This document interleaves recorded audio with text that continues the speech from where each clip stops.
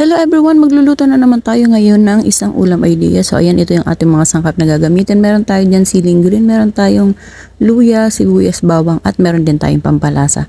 At ito nga ang ating lulutuin ngayon. So ayan, isdang yellowfin at syempre prinito ko muna yan. Pero hindi pa yan nagtatapos dahil lulutuin pa natin yan ulit. So yan ang ating ulam ideas na gagawin ngayon. At syempre ito na nga, nilagay ko na yan sa isang kawali. Nilagay na natin yung ating mga prinitong isda sa ilalim at yung ating talong nilagay natin sa ibabaw at yung ating mga sangkap, sibuyas, bawang, luya, paminta, pampalasa at syempre meron din yan siling green. At nilagyan na rin natin yan ng konting asin at nilagyan na natin yan ng tubig at suka. So ayan, dahil ipapaksi muna natin yan. So yan, pagkatas natin iprito, ipapaksi muna natin yan. So ito na nga, isasalang na natin yan para maluto na.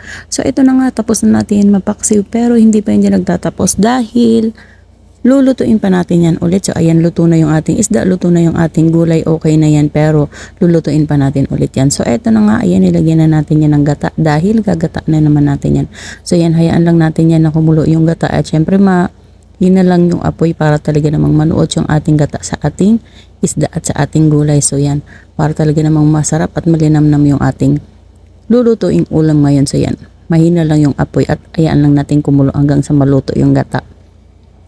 So eto na nga, ayan, mabilis lang yan maluto dahil dati na yung mga luto na. So yan, pinantay lang natin maluto yung gata. So yan, try ninyo ang recipe na ito, panigurado pasok ito sa inyong panlasa. So ito ang aking own version ng aking own recipe ng pritong yellowfin na pinaksiw sa gata. So yan, napakasarap nito, kaya try ninyo magluto ng ganitong ulam.